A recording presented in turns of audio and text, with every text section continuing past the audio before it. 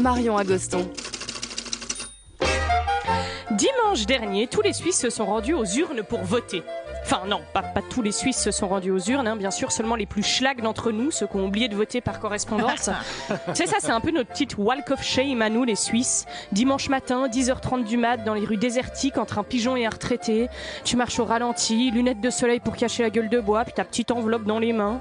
T'arrives à la piscine de l'école communale de ton quartier pour déposer ton bulletin. Et surtout, tu te concentres pour lâcher de sourire à personne par peur qu'on te dise « Dites voir, vous voudriez pas rester ce soir pour le dépouillement ? Nous manque du monde là !» Enfin bref, dimanche dernier, on a voté, notamment pour gagner plus de thunes à la retraite, histoire d'avoir encore plus de capital économique pour acheter de la chicorée et de la suze avec les petites graines pour les oiseaux. Mais pas seulement. On a aussi voté de manière cantonale. Et alors pendant qu'à Fribourg, on votait l'augmentation financière de l'État sur leur transport public, en Valais le droit de vote communal aux personnes de nationalité étrangère, et ben nous, à Genève, noyés dans notre illusion de bien-être à la manière d'un Ice Bucket Challenge, on a voté pour faire rentrer une chanson dans notre constitution.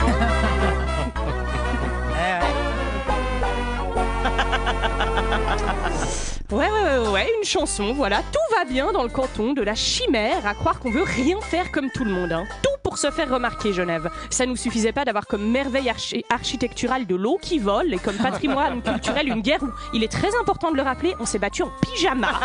Non, il nous fallait en plus être la seule ville du monde à avoir un hymne officiel. Non mais Genève, on dirait le petit dernier d'une famille qui se sent délaissée puis qui veut absolument choper de l'attention, quitte à faire des trucs débiles. Genève, si c'était un humain, c'est sûr, il se baladerait en short en hiver en mangeant un paquet de réglisse, puis il partirait en vacances au Kurdistan. Non mais c'est quoi cet objet de votation, Valérie ? Puis le pire, c'est que ça a été accepté.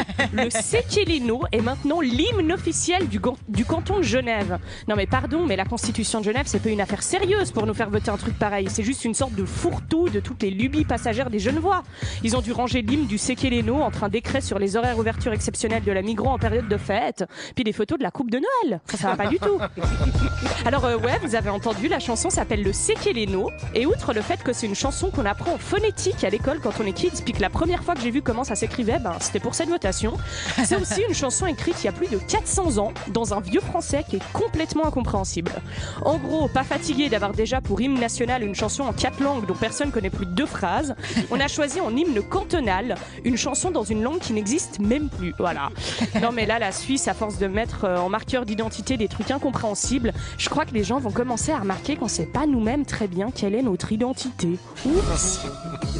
En plus, la chanson fait 68 strophes. Wow. 68, Valérie. Le bail, c'est 10 minutes de grommeleux médiéval. Non mais t'imagines si nos élus doivent la chanter pour les événements importants de la ville ? Ça va être d'un malaise. Petits et grands, aussi sévégeancés, péon matin, donadella démanzé. La grande classe.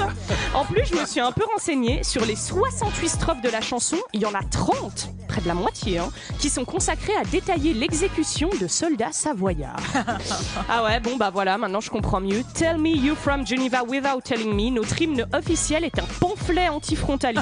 La chanson qui marque l'identité genevoise est un truc long et gênant sur notre haine infondée des frouzes, mais tout fait sens à présent. Enfin bref, voilà. Moi, faut que je vous laisse. Je dois aller faire signer une petite initiative pour faire rentrer un son de tech qui donne envie de prendre du LSD dans la Constitution de Berlin. À toutes.